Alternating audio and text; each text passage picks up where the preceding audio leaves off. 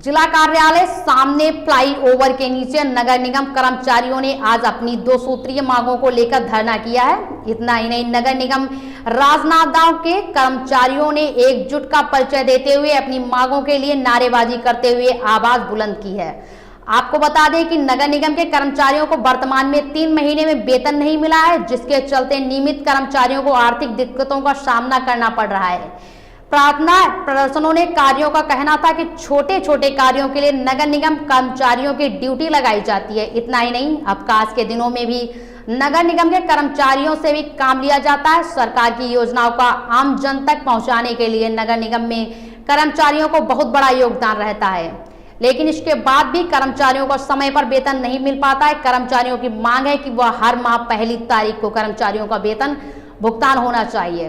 इसके अलावा अन्य विभागों की तरह नगर निगम कर्मचारियों के पुरानी पेंशन योजना का लाभ मिलना चाहिए, ताकि सेवानिवृत्त होने पर पेंशन के तौर पर मिलने वाली राशि से कर्मचारियों की जरूरतें पूरी हो सकें। गौरतलब है कि पिछले दिनों से निगम एवं कर्मचारियों ने नगर निगम कार्यालय में बाहों पर काली पट्टी बांधकर अपना विरोध जताया एवं धरना स्तर पर बैठे कर्मचारियों का कहना है प्रदर्शन में 2 मांगों को लंबे समय से नहीं किया जा रहा है, जिसके चलते कर्मचारियों को जूझना पड़ रहा है। यदि मांगे पूरी नहीं होती तो प्रदेश संगठन निर्देशानुसार आगे की रणनीति बनाकर कार्य किया जाएगा। इस समय पर वेतन नहीं मिल रहा है, इसके अलावा पुरानी पेंशन को लागू नहीं करने के चलते यह फैसला लिया गया। लोगों ने काली पट्टी बांध के निगम में काम किया। आज अब कलेक्टर के सामने धरना प्रदर्शन, क्या 2 मांगे हैं बताइए। हमारी 2 मुख्य मांगे यही है कि हमारा वेतन समय पे हो और ओल्ड पेंशन लागू की जाए। इसके लिए हम लोग 11 बजे से 3 बजे तक के यहाँ पर धरना प्रदर्शन करेंगे। उसके पश्चात कलेक्टर साहब को ज्ञापन सौंपने लगा। कितने वहाँ पर वेतन नहीं मिला और किस तरह की दिक्कतें आ रही है काम करने में? हमारे प्रदेश में नगरीय निकायों में 1 से लेकर 4 माह तक का वेतन भुगतान नहीं हुआ है और करीब 3 वर्षों से एनपीएस की राशि भुगतान नहीं हुई। इसलिए लोगों को बहुत दिक्कतों का सामना करना पड़ता है। समय पे वेतन नहीं है, लोग परिवार में समस्याएं आती हैं। इसके लिए हमको पेमेंट की ही तो ज़रूरत है और पेमेंट टाइम पे हो नहीं पा रहा है। तो शासन से हमारा यही अनुरोध है कि समय पे वेतन हो, चाहे कैसे ट्रेजरी के माध्यम से भुगतान हो या फिर अनुदान करें, जो भी है।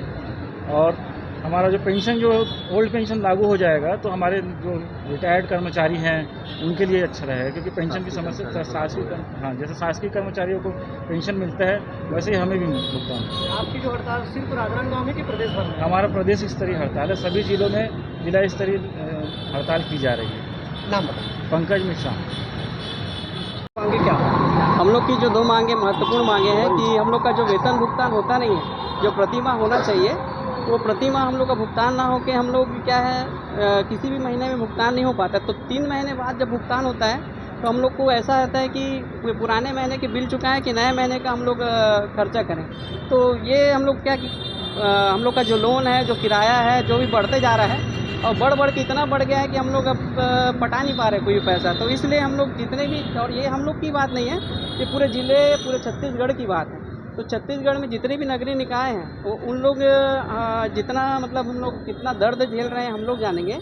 तो हम लोग ये चाहते हैं कि हम लोग का जो वेतन है वो 1 तारीख हम लोग का भुगतान हो, ट्रेजरी से भुगतान हो।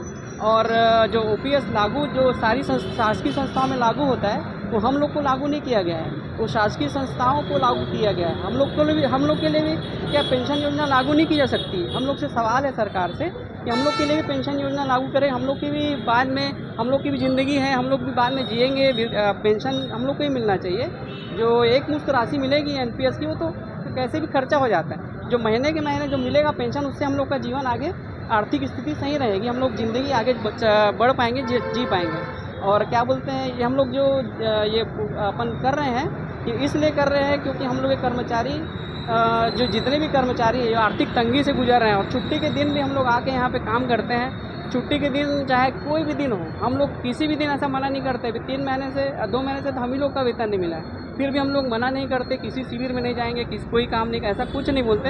हम लोग हर शिविर में जाते हैं, हर काम करते हैं और आगे भी करते रहेंगे और सरकार को पूरा सहयोग रहेगा। लेकिन बस हम लोग का यही निवेदन है उनसे कि हम लोग का जो है तनख्वाह कम से कम 1 तारीख को हो जाए और हम लोग का जो ओपीएस है उसको लागू हो जाए। बस स्थिति नहीं सुधरी तो अगला कदम क्या रहेगा? स्थिति नहीं सुधरी तो आगे प्रदेश में बात होगी, प्रदेश अध्यक्ष जो बोलेंगे हम लोग को, हम वैसा उनके आपस में निर्णय लेके जो भी बात करते हैं, जो भी निर्णय लेते हैं वो हम लोग आगे वैसा करेंगे। हड़ताल में जाने से किस तरीके का काम प्रभावित होगा? हड़ताल में जाने से एक दिवसीय हम लोग ये काम प्रभावित करना नहीं चाहते। हम लोग ये चाहते हैं कि सरकार हमारी बातों को सुने और हमारी बातों को समझे। हम किसी भी प्रकार से सरकार के काम में अड़चन पैदा नहीं करना चाहते। हम सिर्फ ये चाहते हैं कि हमारी बातों को सरकार तक पहुंचा सके। तो किस तरीके से पहुंचाएंगे, उनसे तो बात नहीं हो सकती, तो इस तरीके से हम पहुंचाना चाह रहे हैं। शुभ नाम आपका? मेरा नाम अभिजीत हरियाणा, मैं सचिव नवनियुक्त अधिकारी कर्मचारी संघ। धन्यवाद। बिजली मिस्त्री से लेकर एक चपरासी से लेकर एक ऊपर अधिकारी तक संडे या कोई भी टाइम, किसी भी टाइम बुलाएंगे तो आने को तैयार रहता है। तो ऐसा नहीं सोचता कि नहीं आना है, तनख्वाह नहीं मिल रहा है तो नहीं काम करना।